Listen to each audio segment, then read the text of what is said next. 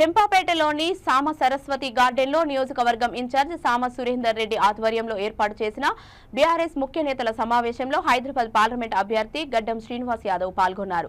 ఈ సందర్భంగా మాట్లాడుతూ ఎంపీగా గెలిపిస్తే ఎల్లప్పుడూ అందుబాటులో ఉంటూ ప్రజలకు సేవ చేసుకుంటానని తెలిపారు. బీఆర్ఎస్ పార్టీ గెలుపు కోసం కార్యకర్తలు అందరూ 13 రోజుల పాటు కష్టపడి పనిచేయాలని సూచించారు.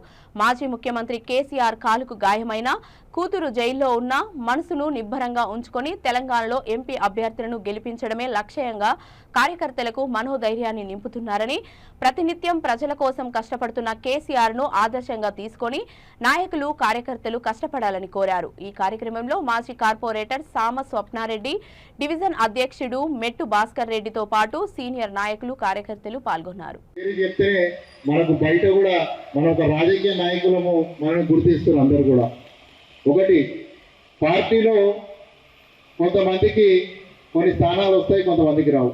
మీ అందరు చూసి కానీ నేను ఎప్పుడు కూడా ఒక మాట చెప్తాను మీకు, ఎవరైతే గెలిచినప్పుడు ఒక 20 రూపాయల దండ రోడ్డు మీద కొనుక్కొని వచ్చి కలిసేవాడు వాడు నిజమైన అందరినీ కూడా మన గడ్డం శ్రీనివాస్ యాదవ్ గారికి అభ్యర్థి గారికి పరిచయం చేద్దామన్న ఆలోచనతో ఈరోజు పిలవడం జరిగింది. అలాగే ఆజంబాయి గురించి మీ అందరికీ తెలుసు.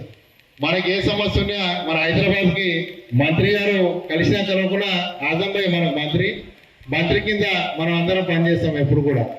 అందుకు ఆజంబాయి కూడా ఈరోజు కైసాబీ టైం లేక ఆ బానాబాయి ఈరోజు అందుకే ముఖ్యమైన నాయకుల్ని పిలవడం జరిగింది. ఏదున్నా మన పార్టీ కోసం పనిచేస్తాం.